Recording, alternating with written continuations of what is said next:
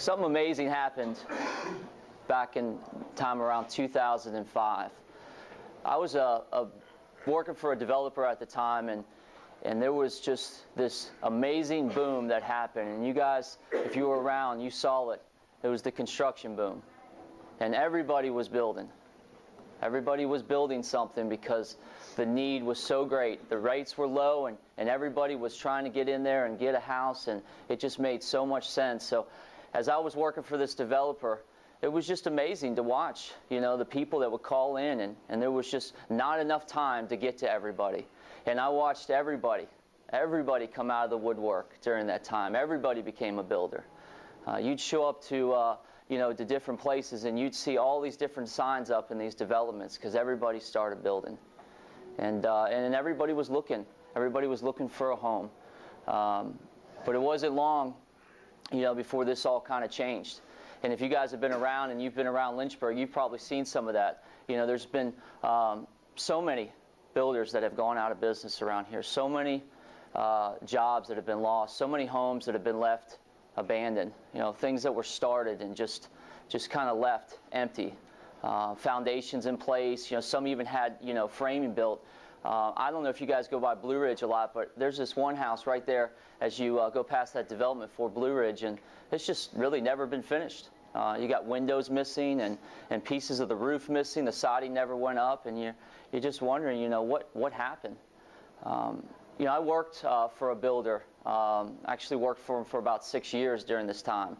And he worked down at the lake, but he had me working on a development. And it wasn't long ago that I drove back through that development. You see, I hadn't seen him for a while, and I kind of wanted to see how things were going. And, it was really tough. I rolled through that development, and I looked at all the for sale signs, and even a section was getting ready to get auctioned off. And all these foundations that had been laid, and some of the houses that never got finished built were all up for sale or up for auction. And it really hurt me. It hurt me because I knew the guy, and I knew how much work he had put, how much time he had spent trying to build something great there.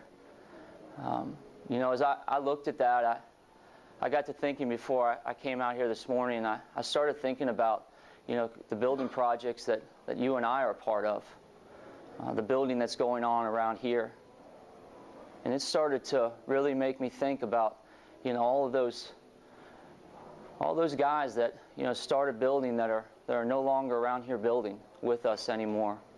And the foundation was put in, and buildings started going up, and for whatever reason, they just walked off and gave up and quit. It was hard. And some of the stuff, you look at it, and there's people that look out and say, well, I kind of expected that. There was a lot of builders out there that got started. I was like, there's no reason for them to be out here right now. They have no clue what they're doing.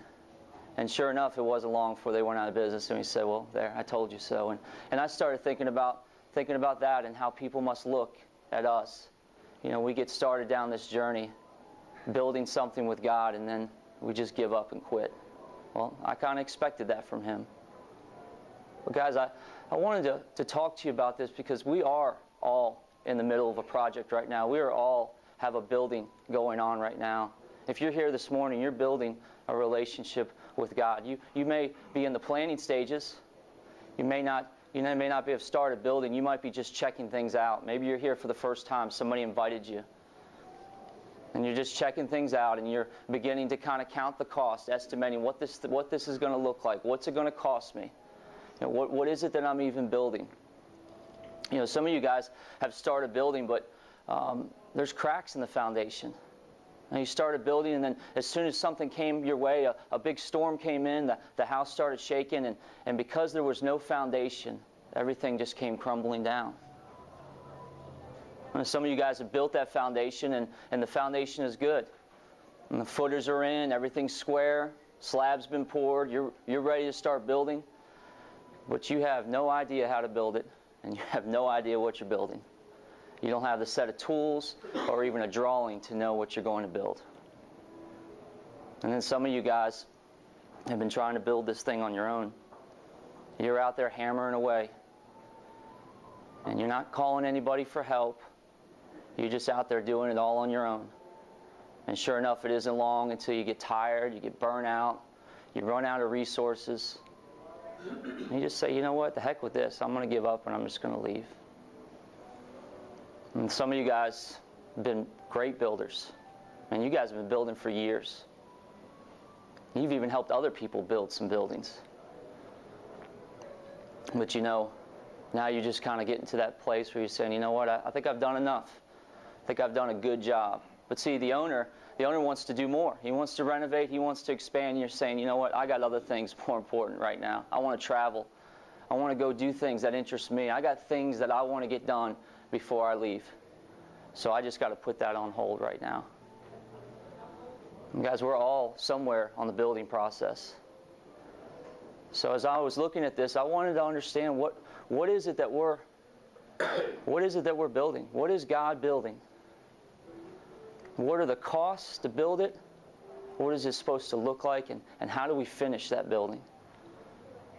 So I went into His Word and started reading, and I came across a very powerful message. And this is in Luke 14. If you guys have your Bibles, you're welcome, but I'll read it out loud, and we'll this is Jesus talking. Large crowds were traveling with Jesus, and turning to them he said, "If anybody comes to me but does not hate his father and his mother, his wife and children, his brothers and sisters, yes, even his own life, he cannot be my disciple. Anyone who does not carry his cross and follow me cannot be my disciple." It's pretty harsh stuff. I mean, when I read that, I'm thinking, that doesn't sound like Jesus. Not like the Jesus I heard about. That sounds pretty rough. But you know what? I look at Jesus as this. Jesus is a custom home builder. He's not in the business of building mass developments. See, he had a large crowd around him, and he could have easily swelled those numbers even more. But see, Jesus wasn't trying to do that. See, Jesus was saying, here, look, in order to build something with me, you're going to have to hate your wife.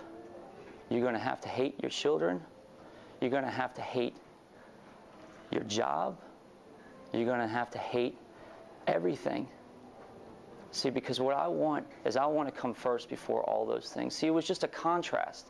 He was just saying, I want it to look like hate compared to the love that you have for me.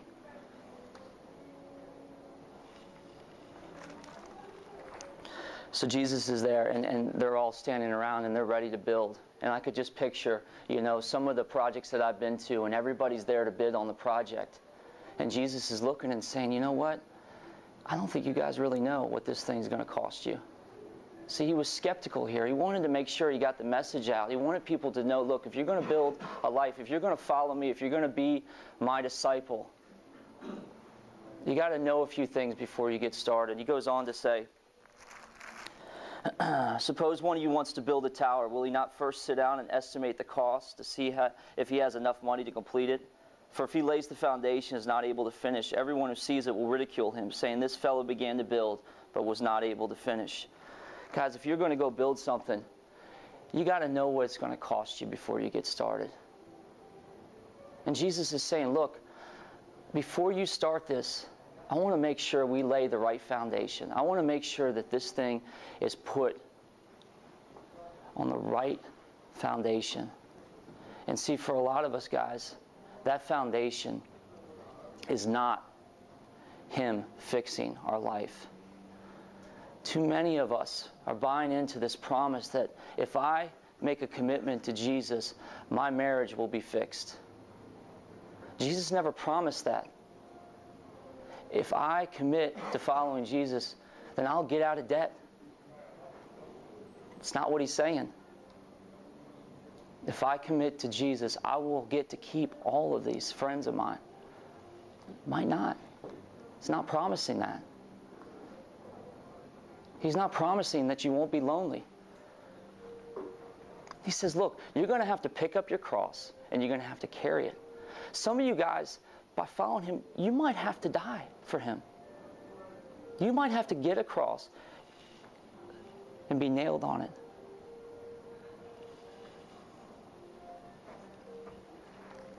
So if we understand the cost and we understand what the foundation is supposed to be a commitment. See, Jesus wanted something so much more. He wants your marriage to be fixed. He doesn't want you to be lonely. He wants you to go back and to continue a relationship with these friends. But what He wants first is He wants a commitment. And once He has a commitment, then we've got to start building this relationship with Him. And how do we do that?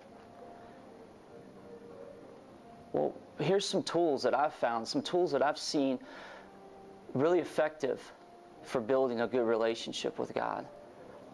First tool is to realize you can't do it by yourself.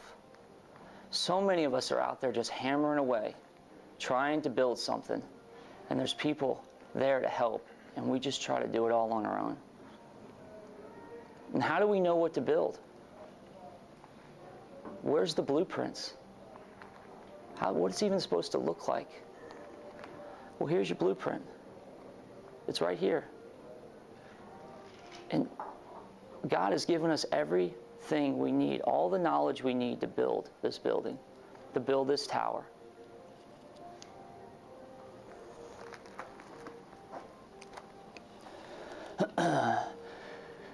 You know, as hard as it was for me to see my boss, when I really thought, you know what, there's times I've laughed at some of these other builders that have gone belly up. I've really said, you know what, that's pretty typical. But see, I started thinking about us, and I started thinking about all the guys that have not been able to finish and what others might be thinking. And I'm thinking to myself, man, we have got to figure out how to keep building what God has started here. See, because I don't want to see any more guys go belly up. I don't want to see those guys that start something and then they just can't finish it. See, Jesus knew exactly what this thing was going to cost. He counted the cost. And He's not expecting any of us to know exactly what that is. What He is looking for is a commitment from us. So what about you guys this morning? Where are you at in the building process? Are you in the planning stages? Are you checking things out? Are you counting the costs? Are you wondering, is this really what I want to do? Look, I made that decision 2.5 years ago. I made it in a coffee shop, and Will was there. But I can tell you this, Will did not tell me all the things that God was going to require of me. He did not tell me all the things I was going to go through in the first 6 months of my marriage. He did not tell me how hard it was going to be when friends told me, hey, I don't want to hang out with you anymore. He did not tell me how lonely I was going to be those first couple months of following Christ. And I don't blame Him for that, but Jesus is telling us right here. But what I want to say is this, for you guys that are checking it out today and you're planning this thing out. I can't tell you what God's going to require of you. But what I can say is, what does it cost you not to follow Him? What does it cost you not to follow Him? Some of you guys, man, you started this thing a long time ago. I think back to when I was 7 and I prayed in front of my parents and said, I want to ask Jesus into my heart. And I look back on the day and I used to laugh at that day because that didn't mean anything. Well, the only one it meant something to was God, because He was the only one who was faithful. But see, a lot of us are still hanging on that.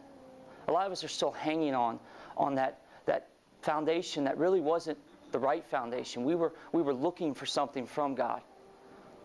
Please, God, fix my marriage so my wife comes back. Please get me that job. Please help me make more friends. Please help me make me a better person. We're looking for a miracle, and Jesus is looking for a commitment. So think about that today as you guys are talking through this. And ask yourself, if every time a problem comes up, your house starts to shake, your building starts to weigh back and forth, and it's not too long before it crumbles, ask yourself, what kind of foundation are you built on? Because if it's not on a commitment to Christ, you are never going to build something that's going to last. And some of you guys understand the foundation, have been building, but really don't know what it is that you're building or how to build it. Talk to each other today about what are some of the tools that you're missing? What are some of the things that you need in order to build this building. And for you guys that are trying to do this alone, it's just not going to work. I don't know how else to tell you. I mean, you know, God has put us in our lives for a reason. And we're there to help each other build. And what would it look like for all of us, you know, as we start to think about this? God is building something beautiful. And I know if you're here today, you want to be a part of that in some way. And what would it look like, you know, if we started building some really beautiful, beautiful buildings? See, because I don't know about you guys, but when I roll through a development with a bunch of for sale signs and auction signs and half-built buildings, and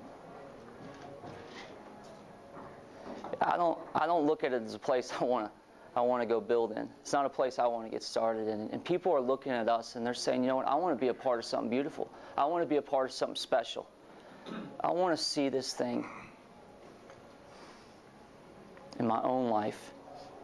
But I'm not sure that I want to be a part of something where people talk one thing and the next time they give up and they walk away. So this morning, guys, we're talking about the cost of discipleship. We're talking about the cost of what God was trying to build in us. And I just want you guys to just take some time. I've kind of laid out some of these different areas that I've talked about, and I just want to see if you guys identified with any of them. If any of them were a place that you feel like you identify with, there's some questions to go along with that. And I just want you guys to talk through that and really help each other. And, you know, the best thing I can say is just make a step. Make a step today on what you need to do. And then pray for one another. And then exchange numbers. Help each other out. Call each other this week so that you guys can help each other build whatever it is. And wherever you're at in the building process. So...